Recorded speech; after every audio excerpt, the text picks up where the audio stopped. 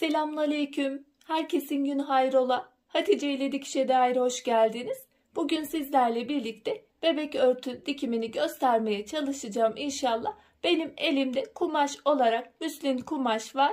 Kenarları içinde şöyle pomponlarım var. Bunları kullanacağım. İstediğiniz kumaştan, istediğiniz harçlarla birlikte süsleyerek dikebilirsiniz. Yalnız pamuklu kumaşları yıkayarak dikerseniz daha iyi sonuç elde edeceksinizdir. Hatta bu kumaş çok aşırı derecede çekme yapıyor. Bir tarafını bu kumaştan, bir tarafını farklı bir kumaştan da yapacaksanız o zaman kesinlikle yıkamanızı tavsiye ederim. Çünkü kumaşların çekme özellikleri farklı, kumaştan kumaşa göre değişebiliyor. Onun için normalde zaten pamuklu kumaşları yıkayarak dikim yaparsak daha iyi sonuç elde edeceğiz. Ben iki tarafı da aynı kumaştan yapacağım. Çalışmaya geçmeden önce kanalıma ücretsiz bir şekilde abone olup yandaki zili de aktif hale getirirseniz yüklediğim tüm videolardan haberdar olabilirsiniz. Ayrıca bizi Instagram'dan Hatice ile hesabından da takip edebilirsiniz. Oradan da isteklerinizi ulaştırabilirsiniz. Elimizden geldiği kadar yardımcı olmaya çalışıyoruz. Videoları da beğenerek bana da destekte bulunabilirsiniz. Şimdi çalışmamıza geçelim. Ölçüleriyle başlayalım.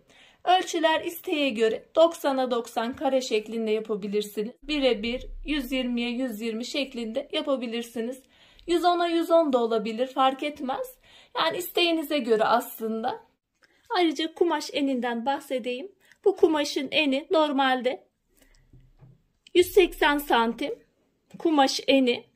Bu kumaştan eğer ikisini de aynı taraflı yapacaksanız 90 santim şeklinde alırsanız en olarak da 180 olduğu için ikiye bölünür. İki taraflı olarak 90 santim yeterli gelmektedir. Ama ben büyük yapacağım derseniz o zaman iki katı kadar kumaş almanız gerekiyor. Burası kumaş enidir. Şu iki ilk kenarın arası kumaş enini belirler. Burada kumaş eni toplamda şurası 180 santim. Şöyle ben iki katı şeklinde ölçeyim, daha iyi gözüksün. Bunu 90'a 90 yapacağımız zaman 90 santim boyunda kumaş aldığımızda iki taraflı olarak yeterli gelecektir. Ama ben daha büyük olmasını istiyorum derseniz iki katı kadar kumaş almanız gerekiyor. Birebir istiyorsanız 2 metre bu kumaştan almanız gerekiyor. 120'ye 120 yapmak isterseniz de normalde iki katı kadar, yani 2 metre 40 santim kumaş almanız gerekiyor. Benim elimde benim çalışmam 90'a 90 olacak. Bana kumaş böyle geldi. Bu şekilde isteniyor. Bu şekilde yapacağım. Bunun da yapılışını iki şekilde yapabiliriz. Bu pomponları onu da göstereceğim. Normalde şu şekilde içe doğru yerleştirilip şu şerit kısmından dikilebilir. Zor gelirse bu şekilde size önce birinci kumaşta dikin şu kısmı. Sonra ikinci kumaşı ekleme yaparsınız. Ama dikebilen arkadaşlar şu şekilde araya komple dört bir kenarına yerleştirip, hatta şu köşeyi şu şekilde göstereyim ben. Şu şekilde yerleştiriyorum. Köşeyi de şu şekilde bir köşe yapıyoruz. Küpür yerleştirmelerinde bu köşeleri gösteriyorum genellikle. Bu şekilde devam ediyorum dört bir kenarını.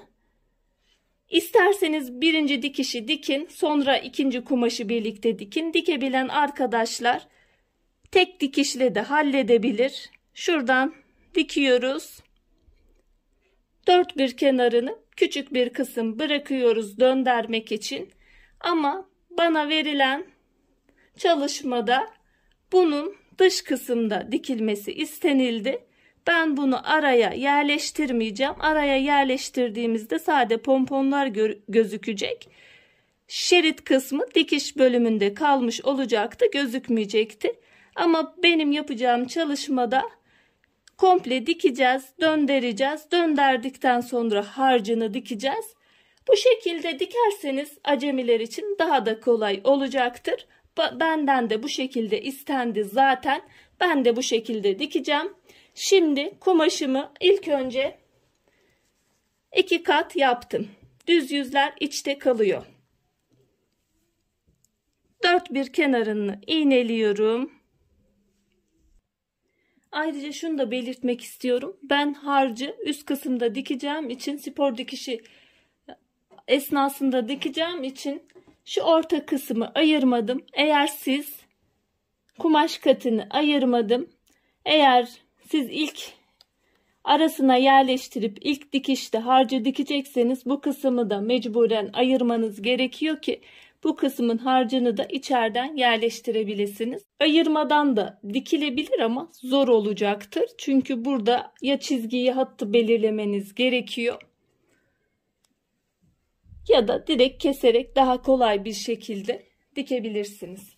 O ayrıntıyı da verdikten sonra şimdi dört bir kenarının dikimini yapacağız. Benim üç kenar da şu kadar bir kısım döndürmek için bırakıyorum. Şöyle bir makine ayağıyla dikiyorum ben. İsterseniz çizgileri de takip ederek de dikebilirsiniz.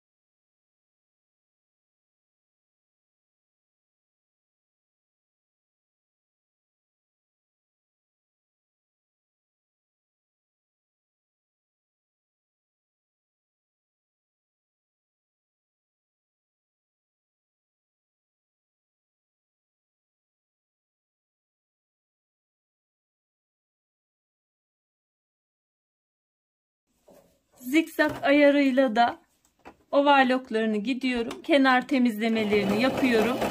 O boş bıraktığım kısmın zikzak ayarıyla temizlemesini yapmayacağım. Eğer yaparsam o kısım kapanmış olur.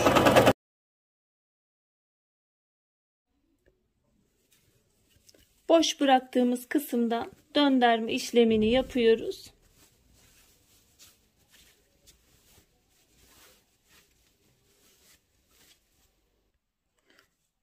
Şu köşeleri de tamamen çıkarıyoruz. Şuradaki dikişlerimizi açalım ütüyle. Ben genellikle bütün dikişlerimi ütüyle açıyorum. Ondan sonra üst dikişleri, spor dikişini, baskı dikişlerini, harç dikişlerini uygulayabilirsiniz. Daha da muntazam oluyor. Kenar dikişlerini açtım, ütüledim, düzleştirdim. Daha da muntazam oldu. Şuradaki açıklık kısmını da harcı dikerken onu da dikmiş olacağım. Onun dikişini de buradan bunu dikerken kapatmış olacağım. Şimdi kenar dikişlerine geçiyoruz. Üst iplik için aynı renk ip kullanıyoruz. Alt kısmı beyaz olduğu için beyaz kalıyor. Orta kısımdan da başlayabilirsiniz. Uç kısımdan da başlayabilirsiniz. Ama normal güpür diktiğiniz zaman orta kısımdan kesinlikle başlayın.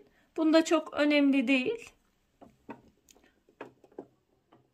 Köşeyi normalde denk getireceğiz bu tarz harçlarda. Ama güpürlerde orta kısımdan başlayın. Şurada şerit bölümünü şu bitişine denk getirerek şu şekilde dikiyorum.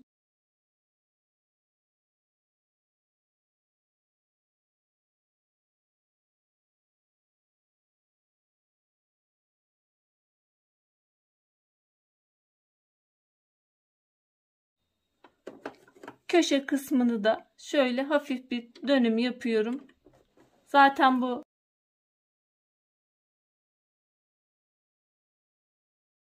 lastikli şerit kısmı.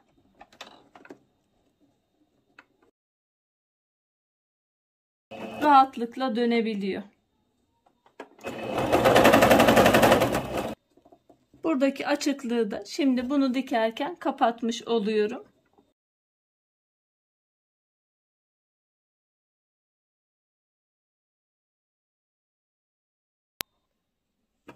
Şöyle sona doğru geldim.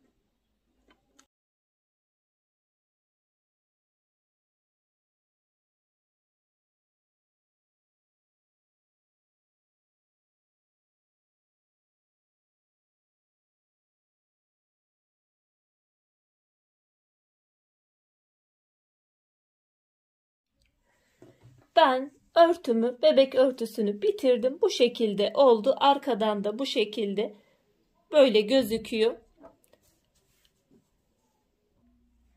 Umarım faydalı bir çalışma olmuştur. Şimdiden yapmak isteyen, denemek isteyen arkadaşlara kolaylıklar diliyorum. Allah'a emanet olun. Hoşça kalın, sağlıcakla kalın.